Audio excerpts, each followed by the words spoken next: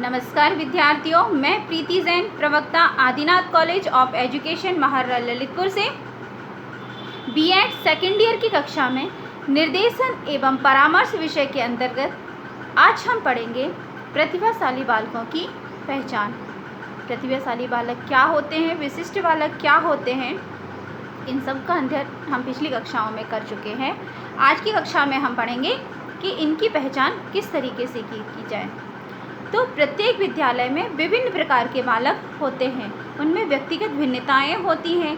यहाँ पर व्यक्तिगत भिन्नताओं के आधार पर प्रतिभाशाली बालकों का चयन करना अध्यापकों के लिए बहुत अधिक कठिन कार्य होता है। इनकी पहचान करने के लिए कई बार कई प्रविधियों का भी प्रयोग करना पड़ता है। इनकी पहचान करने के लिए यह जरूरी नहीं कि बालक एक ही विधि का प्रयोग करने के पश्चात उसे पहचाना जा सके। अतः बालकों की पहचान करने के लिए कई बार हमें अलग अलग विधियों का भी प्रयोग करना पड़ता है। तो इन्हीं कुछ विधियों में से सर्वप्रथम आती है बुद्धि परीक्षण, इंटेलिजेंसी टेस्ट। प्रतिभाशाली बालकों की पहचान के लिए अध्यापकों को कई बार बुद्धि परीक्षण किए जाते हैं। यह परीक्षण निम्न प्रकार होते हैं: शाब्दिक तथा अशाब्दिक परीक्षण, और दूसरा होता है व्यक्तिगत तथा सामूहिक परीक्षण। इन बुद्धि परीक्षणों का वर्गीकरण भाषा के प्रयोग के आधारों पर किया जाता है तथा शाब्दिक परीक्षण के अंतर्गत पेन तथा पेंसिल का प्रयोग किया जाता है, जबकि अशाब्दिक परीक्षणों के अंतर्गत कोई भी क्रिया करवाकर उनका परीक्षण करवाया जा सकता है। टर्मन का कहना है कि वह बालक जो 140 से अधिक बुद्धि लब्धि का है वह प्रतिभाशाली बालकों की श्रेणी में आता है। अतः यह उत्तम प्रविधि भी है, यह उच्च प्रविधि भी है। अलग अलग मनोवैज्ञानिकों ने अलग अलग स्केल रखा है। कई मनोवैज्ञानिक 120 से अधिक बुद्धि लब्धता के बालकों को प्रतिभाशाली बालक कहते हैं, कई 130 या 135 और कई लोग 140 से ऊपर बुद्धि लब्धता वाले बालकों को प्रतिभाशाली बालक कहते हैं। यदि इस तरीके से इनका बुद्धि परीक्षण किया जाए, शाब्दिक और अशाब्दिक, व्यक्तिगत और सामाजिक तौर पर, तो हम अपने विद्यालय से या हमारे आसपास जो भी प्रतिभाशाली बालक है उसकी पहचान कर सकते हैं। नेक्स्ट, निष्पत्ति परीक्षण, अचीवमेंट टेस्ट। प्रतिभाशाली बालकों की खोज तथा पहचान हेतु शिक्षा के क्षेत्र में अध्यापक द्वारा अचीवमेंट टेस्ट की सहायता ली जाती है। इन परीक्षणों के माध्यम से बालकों को शैक्षणिक उपलब्धियों का ज्ञान आसानी से प्राप्त हो सकता है। अर्थात यदि हम अचीवमेंट टेस्ट के माध्यम से विद्यालय या कक्षा में इनका प्रयोग करते हैं, उनकी आयु स्तर के अकॉर्डिंग इन टेस्ट किए जाते हैं, तो हम आसानी से इन बालकों की पहचान कर सकते हैं। नेक्स्ट, अभिरुचि परीक्षण, अचीवमेंट टेस्ट या इंटरेस्ट टेस्ट। अभिरुचि परीक्षण के अंतर्गत बालकों की अभिरुचि के आधार पर उन्हें पहचाना जाता है।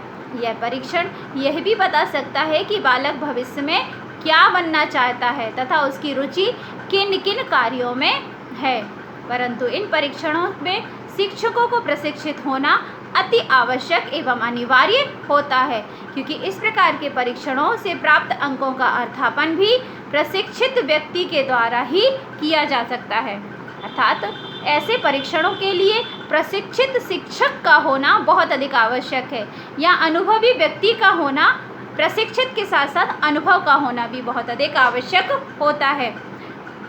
किसी भी ऐसे शिक्षक जिसको इन परीक्षण या इन टेस्ट के बारे में नॉलेज नहीं है, उनके द्वारा यदि यह टेस्ट किया जाए तो हो सकता है कि जो परिणाम हो वह उचित परिणाम हमें प्राप्त ना हो पाए। नेक्स्ट, अवलोकन विधियाँ, ऑब्जर्वेशन मेथड्स। तो अवलोकन विधियों के अंतर्गत बालकों की क्रियाओं को लगातार देखा जाता है, अर्थात वह बालक किस तरीके से प्रक्रिया कर रहा है उसको देखा जाता है।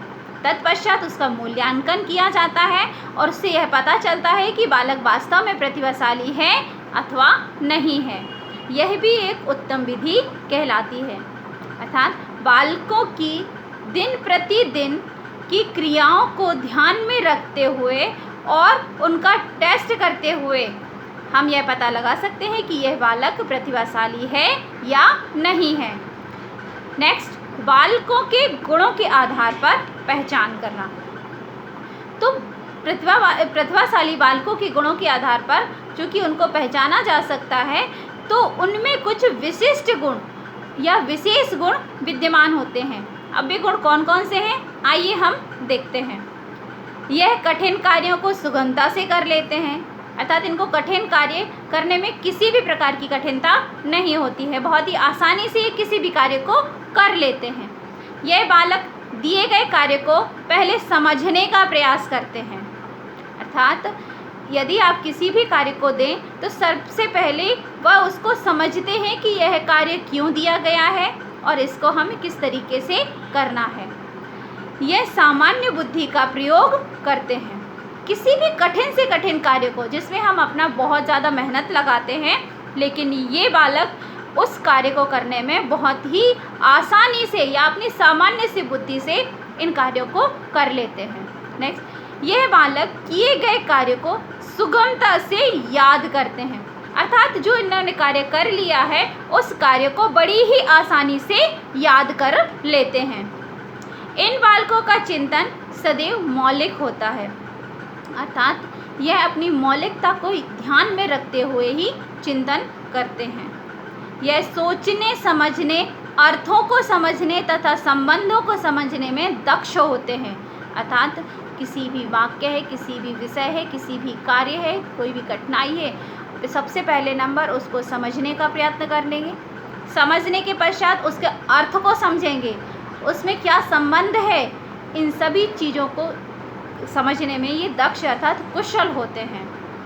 नेक्स्ट, संबंधित व्यक्तियों की सूचनाएं।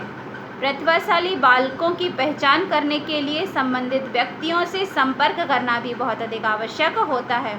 संपर्क के बाद उनसे रिपोर्ट मांगी जाती है।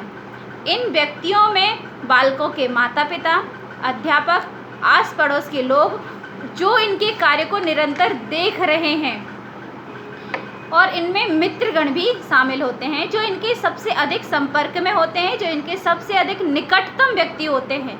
उनसे भी हम इन बालकों की क्रियाकलाप के बारे में पूछकर बहुत आवश्यक सूचनाएं ग्रहण करते हैं और फिर उनका मूल्यांकन करते हैं।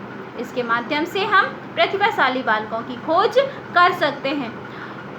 इस प्रकार उपर्युक्त समस्त विधियों के माध्यम से यदि हम समय समय पर प्रतिभाशाली बालकों की खोज करते रहेंगे तो समाज में उनका स्तर ऊंचा उठ जाएगा और ऐसे बालक जो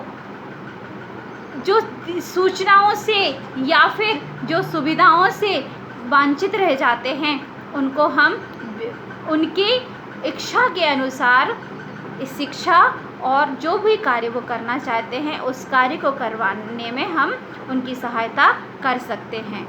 यदि आपके आसपास भी कोई प्रतिभाशाली बालक है या कोई विलक्षण बालक है ऐसा दिखाई देता है, तो आपका यह कर्तव्य बनता है कि पहले आप उसकी पहचान करें और उसके बाद वह जो बच्चा चाहता है, यदि उसको उसके अनुसार शिक्षा नहीं मिल रही है तो आप उसको शिक्षित करने का भी प्रयास करें। धन्यवाद।